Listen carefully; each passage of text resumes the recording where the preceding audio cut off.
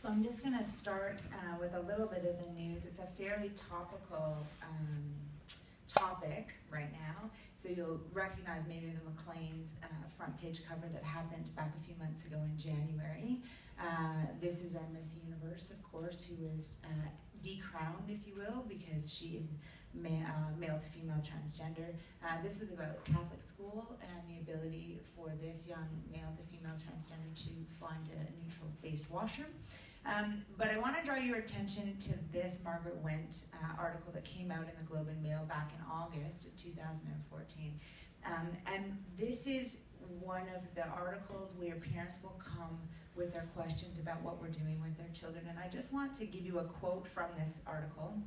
And it's based on the Ryland Whittington story, which has been a bit of a viral YouTube sensation, if you will. And the quote goes like this. The mainstream of transgenderism is in some ways a logical extension of the civil rights and diversity movements that have transformed society for the better. But it is also the story of advocates who run amok, in which a small but militant group of activists has managed to strong-arm well-meaning people into believing that gender is not innate, but assigned. That those who are trapped in the wrong body would be happier with radical hormone treatments and mutilative surgeries. So that is me. I used to see all of these families first, and now Simon gets the pleasure of starting to see these families first. But it brings up the question of biology. It brings up the question of nature versus nurture, which is a lot of what I get, being that I specialize in hormones. And when it comes up with other children who I see for other reasons of disorders of sexual development. And some of these are down here on the left-hand side, and you can see what it does to their hormone profile, how the children are raised typically, and their gender of choice. So congenital adrenal hyperplasia is a disorder of sexual development where an XX female makes excess testosterone in utero and is born virilized. So often their external genitalia look male when they're born. They have elevated levels of testosterone. They have genital surgeries which correct them to be congruent with their genetic sex, which is female. And the question is, well, do they become transgendered in their adolescent life? And the answer is no. So they have typical boy characteristics. They are the tomboys, if you will.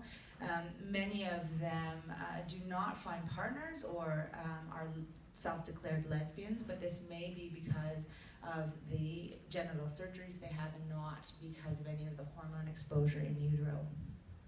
Another one is actually male. So these are XYs.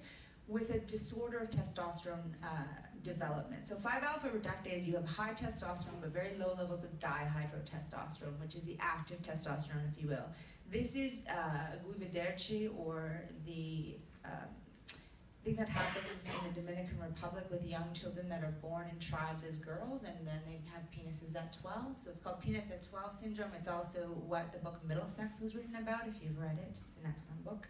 17-beta-hydroxysteroid dehydrogenase is a difficulty in making testosterone as well, and they have low levels of testosterone. They're both raised as females. I just told you that these females turn into males on their own at puberty. These females, raised females, will revert to a gender of choice as male. So these children tend to be more transgendered, female to male, if you will, to match their natal sex. And the question is, well, is that because of something that's innate and exposure at birth, or is that little bit of testosterone enough to make the difference? This is complete androgen insensitivity syndrome, very, very high levels of testosterone. Sex reverting is female, and they're very much females. So that is the Jamie Lee Curtises of the world, if you will. XY genital anomalies, so this is like cloacal dystrophy, people who are born with abnormal genitalia. They have very high levels of testosterone. They have testes. They're raised as females and also tend to revert back to males. This isn't the John Mooney story, but it's the same idea. If you remember here a long time ago, that boy who had castration because of a botched circumcision, raised as a girl, changed back into a man, and then eventually committed suicide, quite unfortunately. XXXY twins, This is a kind of a unique study where they took twins and they looked at them raised together, raised apart, and then they looked at them where they were discordant in that one developed transgender identity and the other one did not. And then they looked to see how much of that variance between the twins was genetic in nature and how much was shared or not shared environment. And they found that 62% of it was actually genetic in nature, and that only about 40% of this was environmental.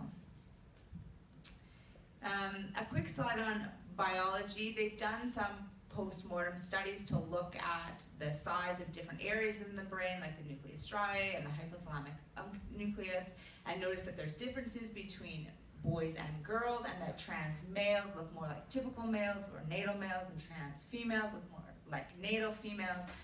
There's some problems with these studies in that they were all done post-mortem after they had had cross-hormone therapy. So the question is this exposure to the treatment of hormones? fMRI studies, they've done a lot of these too. The most recent one is the 2014 one done by Burke. I like to call it the scent of a male study, but what they did was they exposed prepubertal and postpubertal transgendered and control youth to the smell of androstenedione. So androstenedione, I think, is male sweat.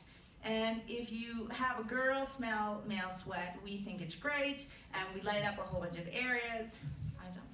I don't know who comes up with this stuff. And it lights up a whole bunch of areas, and if boys smell male sweat, they ignore it, which, as females know, if you have exactly, if you know anybody with somehow that doesn't smell horrible to anybody but us. When they looked prepubertally, there's a difference between females and males, definitely, but it's not as strong as a postpubertal difference. So prepubertal transgendered girls don't look any different than control girls when they smell androstenedione, and they don't look any different than control boys. Okay? Post-pubertal transgendered girls don't have a response to androstenedione like they would if they were true males. Okay? So they have the same ability to ignore the smell of their experienced gender. So if you're female to male, you can ignore a hockey bag per your brain. If you are prepubertal boy, you start to already ignore that smell, but you have some activation. If you are a transgender post-pubertal boy, you react to that smell like you were a girl. So all of a sudden, you recognize that, and it turns on your hypothalamic nucleus. And I think that that's probably the very first study that has looked at the ability of some of this to be biological effects on brain of certain steroids, hormone steroids. We're starting to get a little bit of data, so some of the clinics have been running up for 20 to 25 years. This is one of the biggest sort of cohorts. It's just an observational study. They went to a high schools. They looked at 8,166 high school students. 72% of them responded. 1.2% said they were transgender. 2.5% said they were gender unsure. 1.2 didn't understand the question. That's a different problem entirely. Parent support and caring. So if you identified as transgender, you felt that you had less parent support and they cared less about you. You had more depressive symptoms, more suicide attempts, and more experiences of school bullying. This is